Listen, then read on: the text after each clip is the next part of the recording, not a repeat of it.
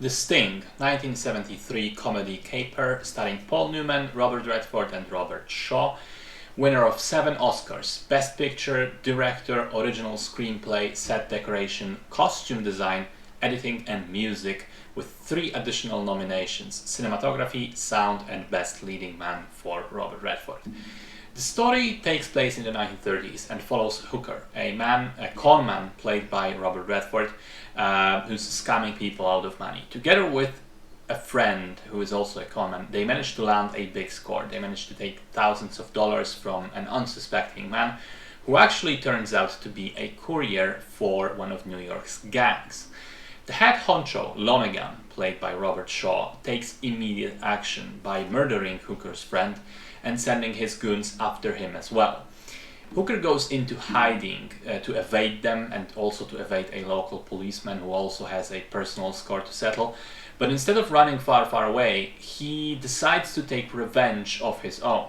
He gets together with another conman, Gondorf, played by Paul Newman, and together they devise an elaborate scam to steal away much more of Lonergan's money to sort of, exact revenge for killing the friend and get ahead. So I found The Sting to be a remarkably enjoyable film. I think it perfectly marries the tension of a sort of heist film where we see all the planning, the preparations, and then the unexpected trouble and the various hijinks that the characters get into. But it's all peppered with light humor and a great camaraderie between the main characters. Redford and Newman have unbelievable chemistry together. Shaw is properly scary as the villain. All of the side characters are very well developed to add sort of color to the film.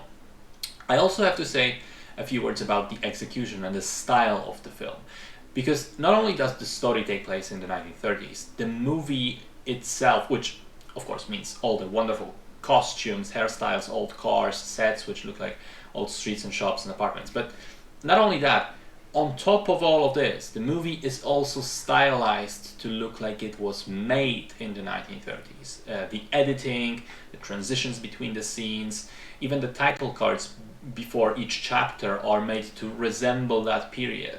And it works just fantastically. The score is also built around old-timey ragtime music, which was actually older than the 1930s, but in any case fits the atmosphere of the film very well, and was apparently single-handedly responsible for the revival of interest in the genre after the film's release.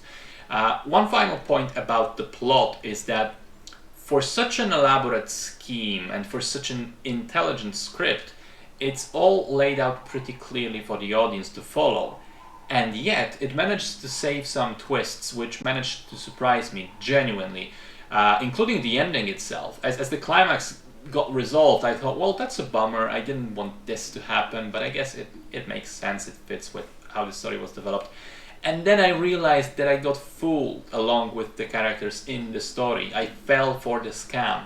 There was one last reveal saved for me, and it was absolutely delightful.